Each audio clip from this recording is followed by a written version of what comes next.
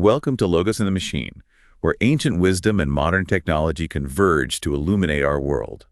We connect the dots between literature, art, and science, uncovering patterns that lead to deeper wisdom and inspire action. If you enjoy what we do, please like and comment. We hope to earn your subscription. In this deep dive, we're tackling Dostoevsky versus American Psycho. Could Patrick Bateman, the infamous Wall Street psycho, be considered a modern-day version of Dostoevsky's Underground Man?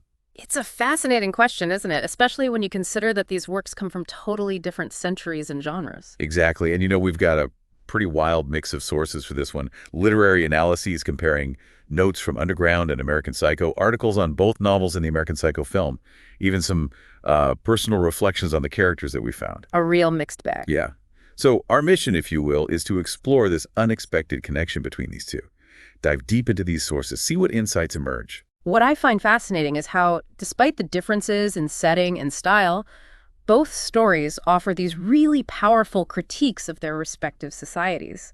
They both explore the dark potential of the human psyche, especially when it's confronted with alienation and moral decay. Right. And both protagonists, they kind of embody this darkness in a way, though in dramatically different ways. You've got the underground man wallowing in 19th century St. Petersburg, deliberately isolating himself. It's like he's rebelling against society's obsession with logic and reason, Yeah, like he's rejecting it completely. He sees that over-reliance on rationality as a denial of the true complexity of human nature. He even says at one point, and this is a great quote, "I swear, gentlemen, that to be too conscious is an illness, a real, thoroughgoing illness." Highlighting, I think, the burden of overthinking in a world that's striving for pure logic. But Bateman's alienation, that comes from a completely different source.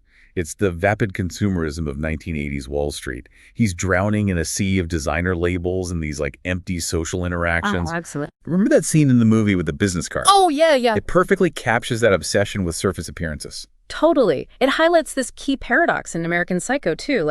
Bateman craves distinction. He wants to be seen as different, but he's ultimately lost in a world that values conformity. Right. And both these guys, they're unreliable narrators, too, which makes us question what's real and what's not. The underground man's thoughts, they're so fragmented and contradictory, it's hard to know if we can even trust his perception of events. That's what makes Notes from Underground such a challenging but ultimately rewarding read.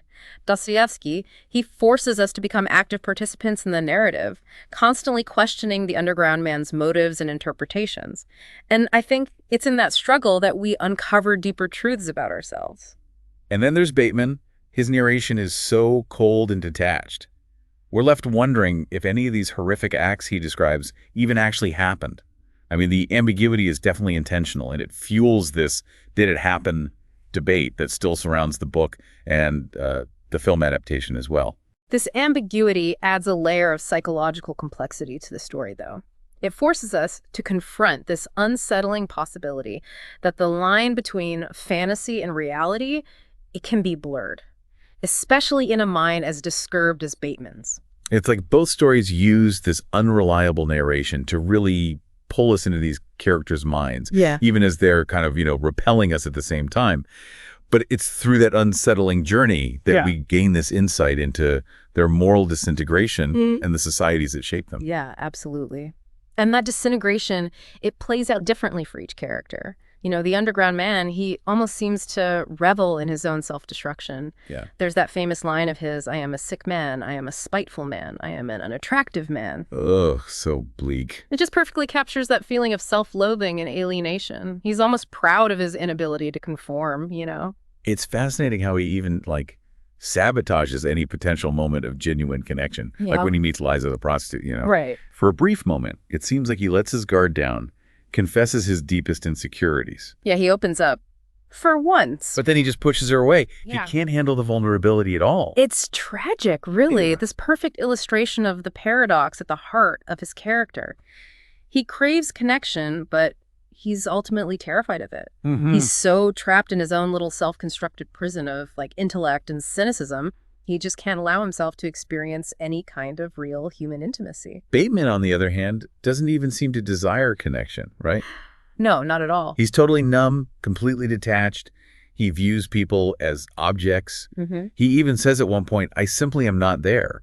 as if he's observing his own life from a distance. Chilling. That absence of a core self, it's precisely what makes him so terrifying. Right, yeah. And it's reflected in, like, his obsession with material possessions, his meticulous attention to detail when he's describing designer labels and high-end restaurants. Oh yeah, all those brands. Yeah. It's like he's desperately trying to construct an identity through consumption, to fill that void within him with external validation. And that's where the social critique of American Psycho becomes so sharp.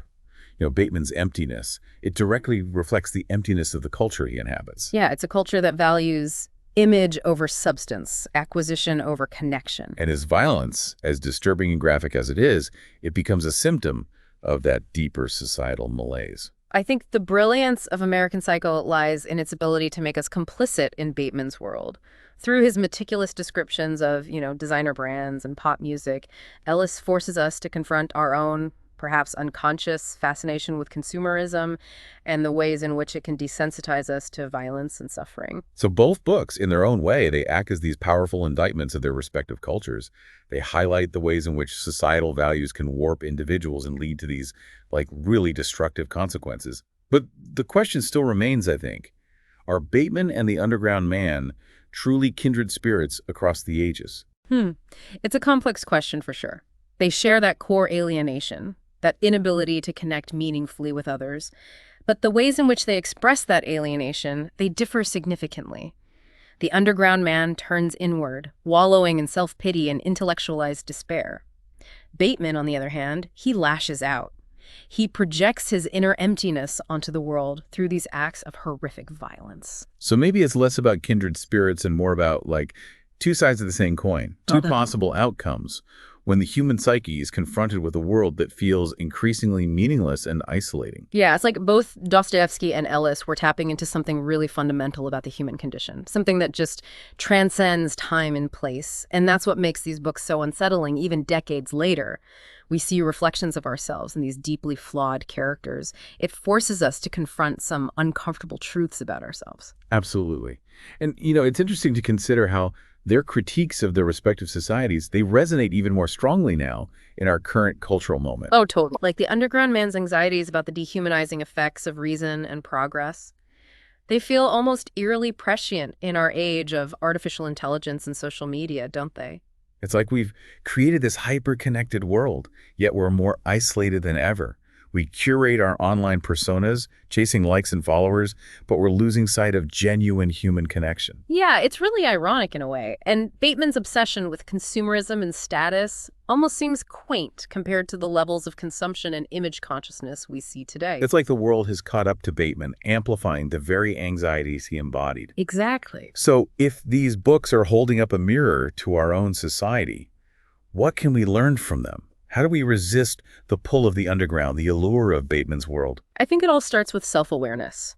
Recognizing those moments when we're prioritizing image over substance, when we're seeking validation through external means rather than, cultivating genuine connections. It's about being mindful of our own consumption habits, questioning the values that drive them, putting down our phones, stepping away from the screens, engaging in activities that bring us real joy and fulfillment. And recognizing the humanity in others, even those who seem different from us. Cultivating empathy and compassion. These are the antidotes to the alienation and indifference that kind of permeate our modern world. These books offer a stark warning, right? About the dangers of unchecked alienation and the consequences of losing sight of what truly matters. Definitely a warning. But they also offer a glimmer of hope, I think. Oh, for sure. The hope lies in our ability to choose a different path, to recognize the traps that these characters fall into and consciously choose to avoid them, to cultivate a sense of purpose and meaning that transcends the shallow allure of consumerism and the fleeting validation of social media. So to our listeners, we say, read these books, engage with these ideas, and then go out and make your own choices. Choose connection, choose meaning, choose hope. Don't let the shadows of the Underground Man and Patrick Bateman define your reality. Thanks for joining us on this deep dive, and we'll see you next time on Logos in the Machine.